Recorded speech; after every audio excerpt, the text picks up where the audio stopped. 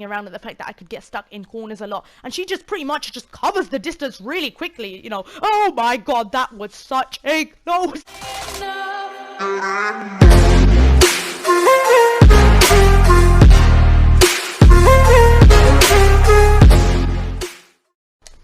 Hey there guys, what is going on? It's C.O.Z here, and before you continue watching this video, please click that subscribe button below and leave a like. So Amygdala is probably one of the largest monsters that I've seen in the main game, and has a lot of limbs. Like, she is a handful to deal with. I'm gonna call her she because I don't know the gender, but I don't know, I just think it's more of a she because I've found votes online that say it's more female or whatever, but it could be a he, who knows, or maybe it might not have a gender. Anyway, so Amygdala is a great one and has these limbs, and what you want to do is you want to go towards the limbs as soon as she slams them down. In the first phase, she has potential of maybe 3 or 2 attacks. Either she jumps around trying to crush you, she's got this laser which you roll around, all you have to do is pretty much dodge it.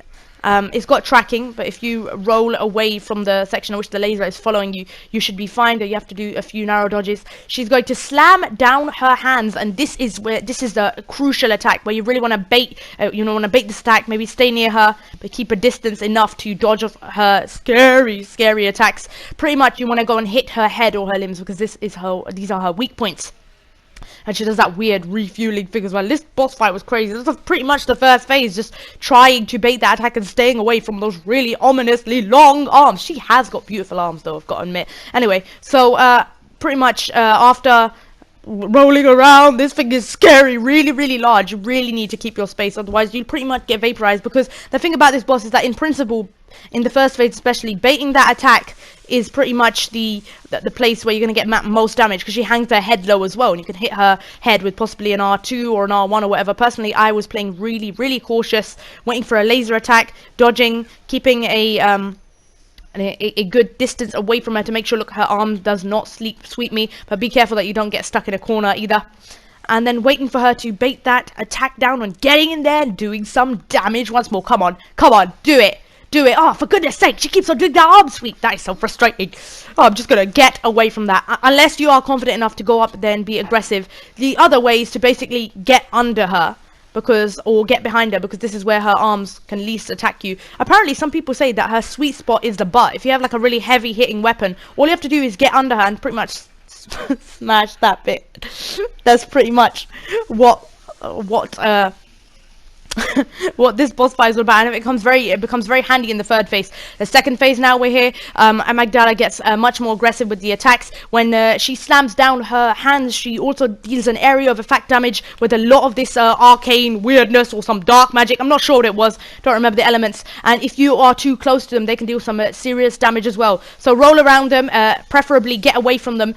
Wait for the area of effect to happen as she slams down her hands, and then get in there and continue to hit her limbs and possibly her hands. Personally, I found her limbs or her hands a little bit easier to hit, because if I was playing it safe, this was more of a safe, reliable strategy. If I was playing it safe, then I couldn't really get towards her head without dealing maybe only one attack or something. But I got very cocky. Do not get greedy in this game. Even though this game possibly it encourages aggression compared to like Dark Souls 3 for an instant, which I found that you have to wait for the openings more and be a bit more strategic rather than going straight in for it.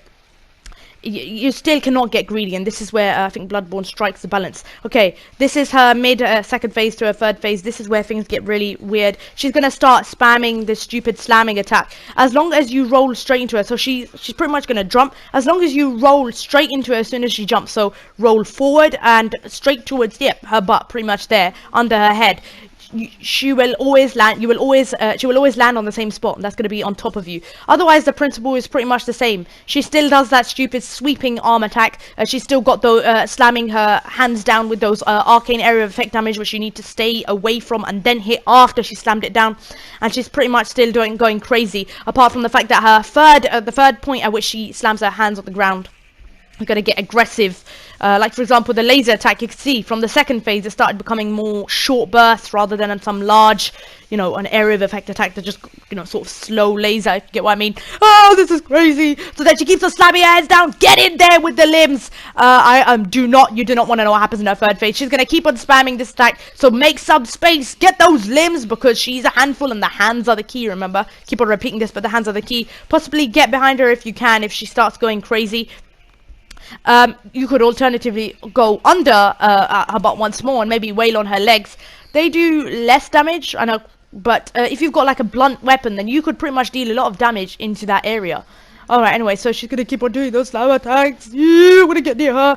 Gotta take her out. This is crazy, man. I'm so scared of her. I was actually really scared of her because Amygdala can be a really intimidating boss fight due to that large size and that really, I don't know, the arena felt really claustrophobic to me due to the rocks crowding around and the fact that I could get stuck in corners a lot. And she just pretty much just covers the distance really quickly, you know. Oh my god, that was such a close attack. I could have literally been caught in that. Okay, her third phase, ladies and gentlemen, this is where it goes wacko. She starts becoming really aggressive and keeps on trying to jump across you. She also rips her own two arms off and uses them as weapons. For goodness sake, that is really frustrating. So this is what I would do in this third phase to mitigate her aggression. You need to literally get behind this bit, and you need to try and bait her so that she only sidesteps. If you get behind her, the only thing she can do is really sidestep or jump. Oh my god. So I was pretty much trying to get under her. This is the best phase where you want to get under her. It limits her moveset. Then you're going to get in there and you are going to pretty much deal some damage onto her head. If you literally stay under that bit, you could possibly get a clear crystal aim hit of her head when she jumps. And that is it. So thank you for watching this video. Please click that subscribe button below and leave a like, and see you soon. The next BL4 video will be coming soon. I've still got the moon presents left. Oh my goodness. But this was a really, really fun challenge run. And thank you so much for your amazing support.